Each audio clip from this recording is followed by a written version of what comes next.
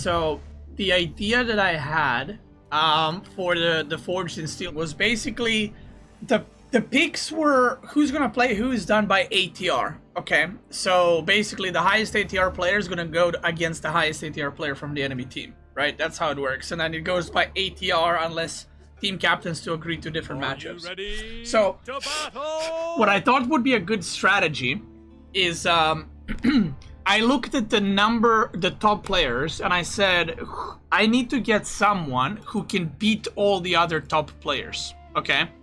So, strategically, I think paying as much as I did for Vortex was very good. I thought, okay, if I pick Vortex, he will be able to beat pretty much any player that's remaining in the tournament. That was my thought process. So, before we started drafting for Forge of Steel, I knew that I was going to bid on Vortex, and I knew that I was going to go high for him. I was going to go up to 6k for him, because I felt that that would give me my team 3-4 points every match we played, because Vortex is very good. If I just kind of hold them back a little bit from YOLOing too much, we can get the wins. And now the first week, actually, I couldn't coach Vortex because I needed to coach someone else, because a lot of the matches were played simultaneously. So he ended up going 3-2 against B, which was, could have been better. But then he beat Louis 4-1. So I felt like that was a good decision to go for Vortex, and I thought that worked out. I had some other players that I wanted to pick that I kind of had in my mind. Okay, I want this player on my team. And a lot of them didn't work out because they got picked super early. Because some of the players that got called out to be up for bidding were called too early. And I couldn't spend as much on them because it was still very early in the draft. But I thought that, like, for example, one of the players that I wanted to get was Sassy. Because I felt like people overbid on him, but he got picked very late, which was a problem. So, because I thought I can coach him well enough for him to do really well, but it didn't work out. Baltoon was a weird one because I got Baltoon really cheap, and I was like, wait, did I mess up, or did Marine Lord Wham and Puppy Paw mess up? Because I got him for like 2,400 points, I think. And I was like, when nobody bid, I was like, wait, did I just, did I mess up? Are they clueless or am I clueless? Kind of thing. And basically, I think Baltoon was one of the, highest value for points to his ATR in the whole draft. So that was a very good purchase. But then, going for Kilardi, I thought was also a very good pick, because a lot of the teams, the way it shaped out to be, a lot of the other teams had like 2 top players. So I was like, okay, well, I need someone that can at least go like even-ish. Not to maybe win every game in the second top match, but at least go even-ish, right? So I went for Kilardi, which I also thought was a good pick. Looking back, there was a moment when I think Marine Lord and I were bidding for Louis, and I thought during the draft I made a mistake for not going higher, but then Louis didn't end up performing too well. Well, he lost to Vortex 4-1. Because I feel like he was the most or second most paid player, right? So, yeah. And then down the line, basically I could have done some drafting differently. It is what it is. Some players didn't play too well. Some players didn't play well under the pressure. It is what it is, right? Now, what I would have done differently strategically is I actually think I think the thing that I did with Vortex, you want to get the top player that's very good, that can beat other top players. If you do that, you have a favored matchup basically from the get-go, and you kind of know who the top player is going to play, because there's not as many players at the top ranking. Now, what I would have done next time is I would have spent all my bidding money for the 4 players, and the 5th one I would just pick up for minimum bid. What I did wrong this time around is I tried to spend basically about 50% of my money on the first 2 players, and the rest split between the last 3. But that's a mistake, because basically eventually we will run out of players you can pick, and you could get your last player for minimum bid, if that makes sense. Does that make sense? So yeah, I kind of felt like, because I wasted a lot of points, I had like 2,000 points remaining, so if I planned my stuff better, spent like 3,000-4,000 on another player, and then my 5th player could have been a minimum bid. But yeah, like I said, I never done this drafting system thing before, so I kind of done goof, but yeah.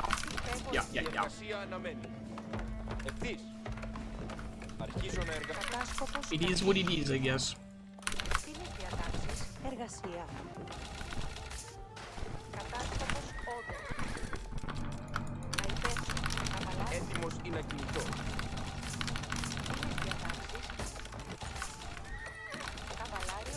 Χωρική, ναι. Τούτο κατενόη. Κατάσκοπος, όδε. Η εργασία αναμένει. Εργασία. Προχωρώ ευθύς. Συλλέγω ξύλ, ναι. Χωρική, έλατε χωριάτες. Εκτίστη καλά. Έλατε χωριάτες. Χωρική, όδε. Η εργασία. Αποχωρώ. Χωρική, έτοιμη. Εκελεύσεις ναι. Τούτο κατενόησα. Αρχίζω. Χωρική, έτοιμη.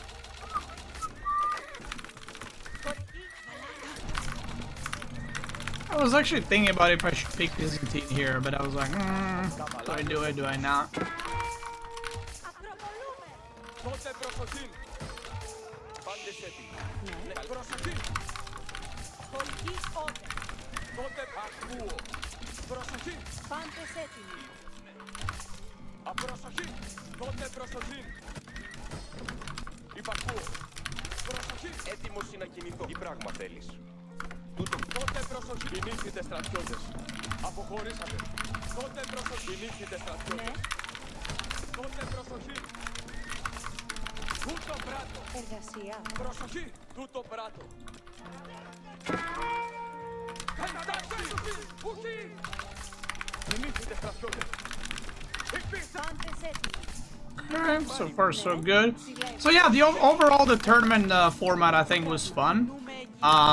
I don't really know, like, I don't know how the other coaches felt, but I was dead tired, man. Like, I would have, next time I would probably do something to make it easier, like either less games a day, because doing 9 hours in one day was pretty rough IMO, so I would probably change something from organizational point of view there, but yeah, the tournament was fun, I think, and I think a lot of players learned a lot, you know, got to practice in a different way, got to learn from us, right? So I think that part was really cool.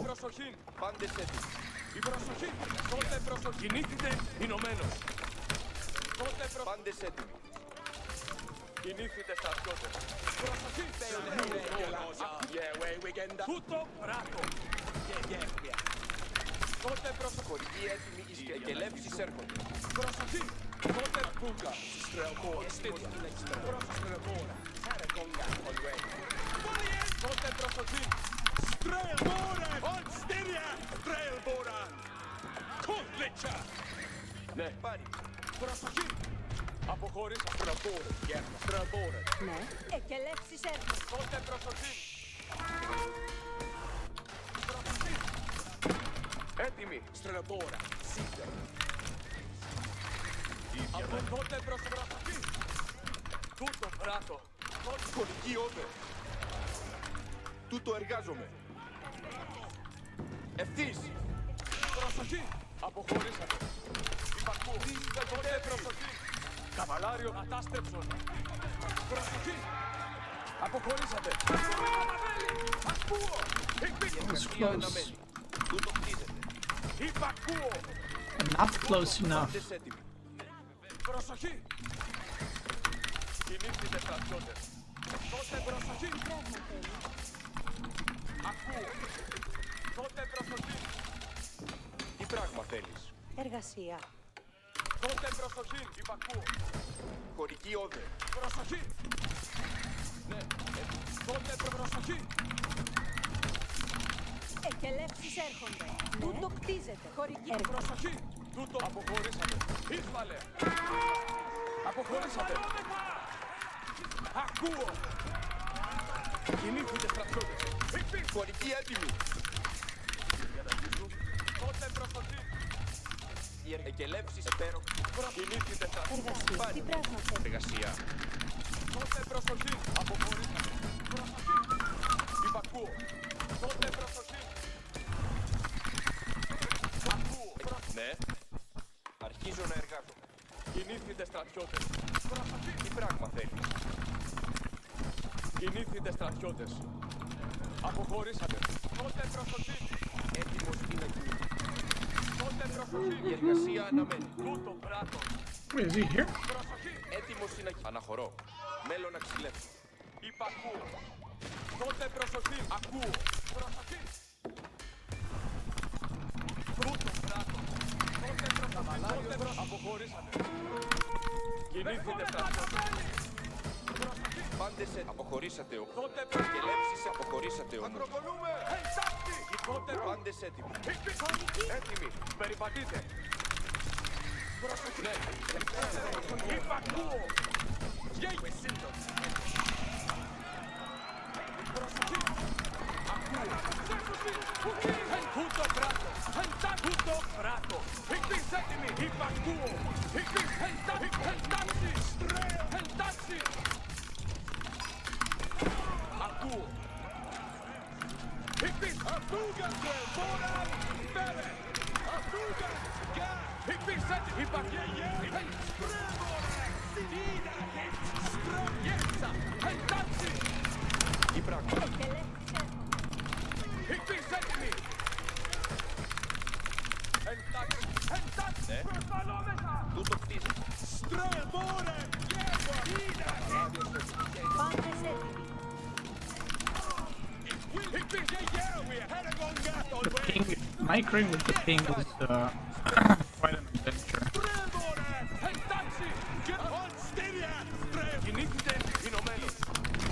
It's rough, but we make it happen.